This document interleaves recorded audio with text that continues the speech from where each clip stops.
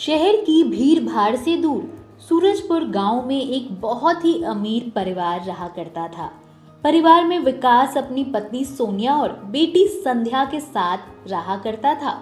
विकास एक बहुत बड़ी फैक्ट्री का मालिक था और साथ ही साथ विकास की बाहर शहर में भी कई फैक्ट्रियां चल रही थीं। जबकि विकास की पत्नी यानी कि सोनिया गांव के पास वाले कॉलेज में प्रोफेसर थी। दोनों पति पत्नी के पास धन दौलत की कोई कमी नहीं थी, जिस कारण वह अपनी बेटी संध्या को एक राजकुमारी की तरह रखते थे। विकास संध्या के बोलने से पहले ही उसकी सभी जरूरतों को पूरा कर दिया करता था। दोनों पति पत्नी अपने काम में बिजी होने के कारण संध्या को ज्यादा समय नहीं दे पाते थे। संध्या एक बड़े प्राइवेट इंटरनेशनल स्कूल में जाया करती थी। संध्या को अपने पिताजी के पैसों का बहुत घमंड था और वो अपनी क्लास के बच्चों को सदैव अपनी शान और शौकत दिखाया करती थी। संध्या पढ़ने लिखने में ज्यादा तेज नहीं थी, परंतु उसके इतने अमीर होने के कारण क्लास के सभी बच्चे उसके साथ खेला करते थे। यहाँ दूसरी तरफ संध्या की क्लास में ही एक गरीब लड़की रहती थी, जिसका नाम था राखी। राखी प्रति वर्ष अपनी कक्षा में प्रथम आया करती थी, जिस कारण संध्या उससे बहुत ज्यादा चिढ़ती थी और उसे बात बात पर नीचा भी दिखाया करती थी। एक दिन सोनिया कॉलेज से आते वक्त अपनी बेटी के लिए एक सुंदर सी ड्रेस पसंद करती है। एक्सक्यूज मी मैम, यह ड्रेस मेरी बेटी के लिए पैक कर दो। कितने का है यह ड्रेस? मैडम 7,000 रुपए की है ये ड्रेस। अभी 2 मिनट में पैक करवा देती हूँ। इस तरह सोनिया अपनी प्यारी बेटी के लिए वह ड्रेस ले जाती है। यह लो बेटी, मैं तुम्हारे लिए एक नई ड्रेस लाई हूँ, पहन के बताओ कैसा है यह ड्रेस। वाह माँ, ये ड्रेस तो काफी सुंदर लग रही है, मैं अभी पहन कर आती हूँ। इसके बाद संध्या वह ड्रेस पहनने चली जाती है। ड्रेस को पहनते के साथ ही संध्या देखती है कि वो तो बहुत ही खूबसूरत और आकर्षक लग रही है। उसके बाद संध्या अपनी माँ के पास जाती है। थैंक यू सो मच माँ, इतनी ब्यूटीफुल ड्रेस के लिए। आप दुनिया की बेस्ट मॉम हो। इस तरह संध्या को अपने माता पिता के दिए हुए ड्रेसेस और खिलौनों को देखकर अपने ऊपर बहुत अभिमान हो जाता है।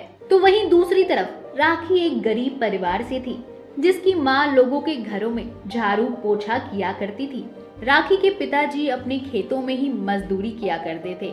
इस तरह जैसे तैसे राखी का घर चल रहा था। राखी और संध्या का घर आस पड़ोस में था, जिस कारण संध्या राखी को चिढ़ाने के लिए उसके सामने अपने अच्छे अच्छे खिलौने से खेला करती थी। एक दिन की बात है। राखी, यह देखो, मेरे पिताजी दूर शहर से मेरे लिए साइकिल लाए हैं। ये पूरे 20,000 रुपए की है। साथ ही कहती है, यह साइकिल मेरे पापा ने मेरे लिए खास बनवाई है।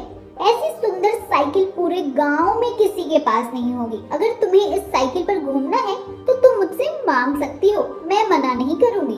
थैंक यू संध्या, लाओ मुझे भी दो, मैं एक बार साइकिल चलाना चाहती हूँ। दूर हट जा, मैंने थोड़ा मजाक किया, क्या तू गले ही पड़ गई? तुम जैसे गरीबों के लिए साइकिल नहीं बनी है। ये ब्रांडेड महंगी साइकिल केवल मेरे जैसे अमीर लोगों के लिए है। तू चुपचाप अपनी मिट्टी के खिलौनों के साथ जाकर खेल। इस तरह संध्या राखी का मजाक बनाकर वहाँ से चली जाती है। इसी तरह दिन निकल रहे थे। एक दिन संध्या अपनी माँ के पास जाती है और कहती है, माँ, आपको तो याद ही होगा ना, मेरा जन्मदिन आने वाला है। इस बार आप मुझे जन्मदिन पर क्या गिफ्ट कर रहे हैं? मेरी प्यारी बेटी, तेरे पास किसी चीज की कमी है क्या? तू जो मांगेगी मैं तुझे वो दिला दूंगी।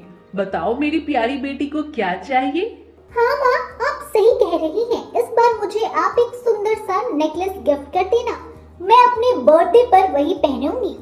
ओके बेटा, मैं अभी सबसे सुंदर और महंगा नेकलेस ऑनलाइन ऑर्डर कर देती हूँ। यह सुनकर संध्या बहुत खुश हो जाती है और खुश होकर अपने पिताजी के पास जाती है। गुड मॉर्निंग पापा, मेरा जन्मदिन आ रहा है, आप इस बार मुझे क्या गिफ्ट करोगे? अरे मेरी लाडली बेटी, इस बार तुम्हारे पिताजी ने तुम्हारे लिए कुछ स्पेशल सोचा है। अभी तुम उसे सरप्राइज ही रहने दो। ओके पापा, अब तो मुझसे अपने जन्मदिन का इंतजार ही नहीं हो रहा है। इस तरह अब संध्या से उसके बर्थडे का इंतजार नहीं हो रहा था और वह मन ही मन अपने बर्थडे की प्लानिंग कर रही होती है। संध्या और राखी का बर्थडे एक ही दिन था। इसी तरह राखी के माता पिता ने राखी को अपने पास बुलाया और कहा, मेरी प्यारी बेटी, तुम्हारा जन्मदिन आ रहा है। इस बार तुम्हें जन्मदिन पर क्या चाहिए? पिताजी, आपको मेरा जन्मदिन याद है? मैं तो भूल ही गई थी। पिताजी, मेरा स्कूल बैग फट गया है, कृपया आप मुझे एक नया स्कूल बैग दिला दीजिए ना। ठीक है बेटी, इस बार तुम्हारे जन्मदिन पर मैं तुम्हें नया स्कूल बैग दिला दूंगा। अगले दिन संध्या स्कूल में अपने सभी दोस्तों को अपने बर्थडे पार्टी के लिए इनवाइट कर देती है और उनके सामने बहुत बड़ी बड़ी प्लानिंग करती है। क्लास के सभी बच्चों, आप सभी मेरे बर्थडे पर इनवाइटेड हैं। मेरे पिताजी ने इस बार मेरे बर्थडे पर मेरे लिए खास इंतजाम किया है, परंतु हाँ, आप सभी को मेरे बर्थडे पर अच्छे अच्छे लहंगे पहनकर आना होगा।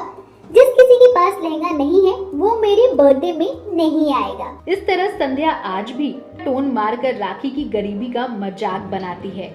इसी तरह दिन निकल रहे थे और आज जन्मदिन वाले दिन भी आ जाता है। राखी के माता पिता सुबह उठते ही उसको हैप्पी बर्थडे विश करते हैं। हैप्पी बर्थडे राखी, तुम्हारा दिन शुभ हो और तुम जिंदगी में खूब तरक्की हासिल करो। Thank you mummy papa. ये लो बेटा तुम्हारा नया स्कूल बैग। तभी राखी अपने माता पिता के साथ मंदिर में भगवान के दर्शन करने चली जाती है। वहीं दूसरी तरफ संध्या के पिताजी को कोई अर्जेंट काम की वजह से शहर चले जाना पड़ता है और उसकी माँ एक अर्जेंट मीटिंग होने की वजह से वो कॉलेज चली गई। जल्दी जल्दी में संध्या को किसी ने बर्थडे विश भी नहीं किया। यहाँ दोपहर के 12 बज गए, तब जाकर संध्या की नींद खुली। तभी वहाँ एक नौकरानी आती है और कहती है, मेम साहिब और मालिक दोनों अपने कामों से अर्जेंट बाहर गए हैं। मालिक कह रहे थे कि वो बाहर काम से जा रहे हैं और अपने आने में वो 2 दिन लग जाएंगे उन्हें। यह सुनकर संध्या निराश हो जाती है कि तभी उसकी माँ का फोन आता है। हैप्पी बर्थडे बेटा, मुझे विश करने में थोड़ी देरी हो गई। मुझे किसी अर्जेंट काम के सिलसिले से कॉलेज आना पड़ा। मैं शाम तक आ जाऊंगी, तुम तब तक सभी तैयारियां करके रखना। इतना कहकर संध्या की माँ फोन कट कर देती है। संध्या अपनी माँ का इंतजार करते हुए पूरे घर को सजा देती है और अपने बर्थडे की पूरी तैयारी कर लेती है। शाम हो जाती है, संध्या की क्लास के सभी बच्चे आ जाते हैं, परंतु संध्या की माँ घर नहीं आती है। बच्चे कहते हैं, अरे रे संध्या, तुम कब केक काटोगी? हमें घर जाना है, जाने में देरी हो रही है, मम्मी पापा बहुत डांटेंगे। थोड़ी देर रुको, माँ आती ही होगी। इसी तरह 1 घंटा हो जाता है, परंतु संध्या की माँ नहीं आती। ये देख सभी बच्चे वापस चले जाते हैं और बेचारी संध्या उदास होकर वहीं बैठ जाती है। सभी बच्चों को राखी का बर्थडे याद था। वो सभी गिफ्ट लेकर राखी के घर पहुंच जाते हैं और उसे जन्मदिन की शुभकामनाएं देते हैं। इसी तरह राखी गरीब होने के बावजूद भी अपने माता पिता के साथ अपने जन्मदिन का केक हंसी खुशी काटती है, जबकि वहीं दूसरी तरफ सुंदर सुंदर ड्रेसेस और महंगे केक होने के बाद भी संध्या अपने माता पिता के साथ केक नहीं कट कर पाती है और इसी तरह बैठे बैठे रोती रहती है। तो मेरे प्यारे दोस्तों, इस कहानी से हमें यह शिक्षा मिलती है कि हमें कभी किसी दूसरे के गरीब होने का मजाक नहीं उड़ाना चाहिए, बल्कि उसकी सहायता करके उसके जीवन का सहारा बनना चाहिए।